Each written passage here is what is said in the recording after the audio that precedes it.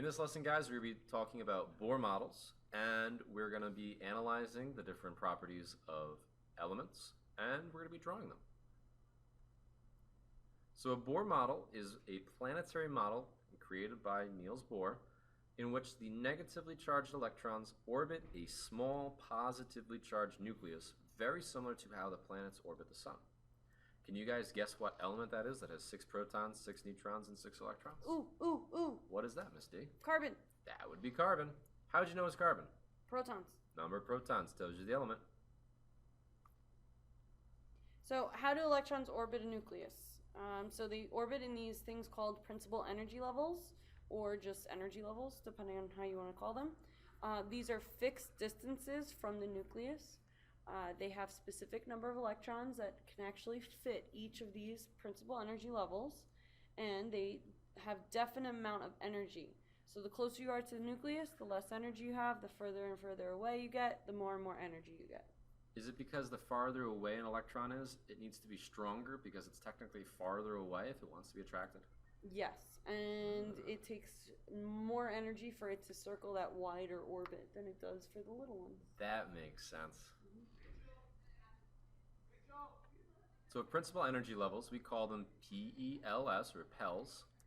And again, these are the orbitals for the electrons, which means that there's a unique number of electrons for every orbital, as Ms. Diamantopoulos just said. In the orbitals, the farther away from the nucleus, the more energy it has. And remember, we also call these things shells because it's a 3D model. And like a clamshell, there's layers on layers on layers. Think of clamshells that are layered, almost like onions with its layers. Ogres. Ogres? What movie is that from? Shrek. Oh, it's Shrek. I don't think these kids have ever seen Shrek. But when we talk about this, with the unique number of electrons per orbital, there is a unique formula, but it kind of is a little confusing if you don't know what you're doing. And it also kind of poops out after a few energy levels. Poops out. So on your periodic table, if you notice on the left-hand corner, you'll see a word period on its side. The period represents the principal energy level for that row, for the entire row. So next to hydrogen, you'll see a big 1. Next to lithium, you'll see 2, sodium 3, potassium 4, and so on and so forth. There are 7 principal energy levels on our periodic table. Wait, does that mean there's 7 rings like an onion? Yes. Wow. But it depends on what row you're in to tell you how many of those rings that you will have. How many rings are on lithium, element Li? Well, it's on the second row, so that Yeah. would mean that it would have 2. And you can tell by the electron configuration listed. And when I text my girlfriend Kay all the time, potassium, how many rings would potassium have around it? Your girlfriend would have 4 rings. Oh, no, she's not my girlfriend, but Oh. you don't know. She doesn't go to the school. Okay. So how do we actually draw these things? So the very first thing we have to do is find an element on the periodic table. So let's just make one up. Calcium. With calcium, you are going to be, let's say, drawing a circle for its nucleus. Then on inside of the circle, you're going to list the number of protons and neutrons. So if your atomic number is 20, you should have 20 protons. And the difference of 40 and 20 tells us the neutrons, so you have 20 neutrons. So then you look at the element on the periodic table and you identify the number of energy levels. Again, you can tell this by the row that it's in. So calcium's in the 4th row. Or you could just look at the electron configuration. So if you notice down there, you have 4 different sets of numbers. That means you have 4 principal energy levels. How many rings does it get? 4. Ta-da! 1, 2, 3, and 4 rings. Yep. If this is confusing, go backwards. Rewind the video.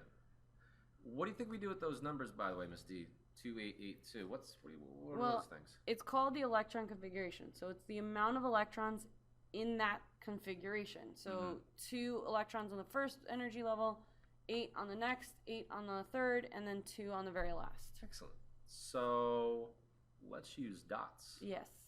So you're noticing the first energy level, which if you look on your tile all the way over here, only has 2. So that's why there's 2 red dots. The second principal energy level, which is in green, there's 8 dots. The third, there's 8 purple dots. And the very last energy level, you'll notice there's only 2 dots. All right, some of us don't like to draw dots though. Oh, that stinks. Because it's messy. So you can do this model with all the dots. You think that's messy? That looks amazing. No, you have very lovely drawing dots. But some elements have a lot of electrons. Oh yeah, imagine we had to do like uranium or Yeah, neptunium. exactly. There's another way, right? Yeah, so you simplify it. So if you don't like the dots, I guess that works. Yeah, you just have to write the number on the actual energy level.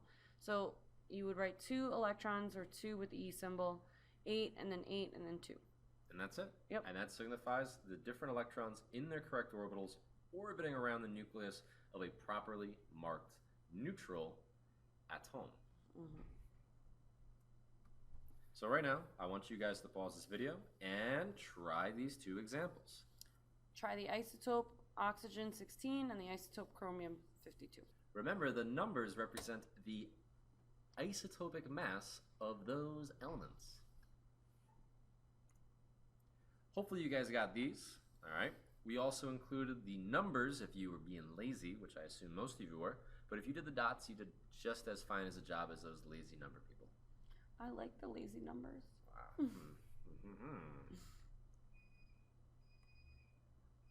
Okay, bye.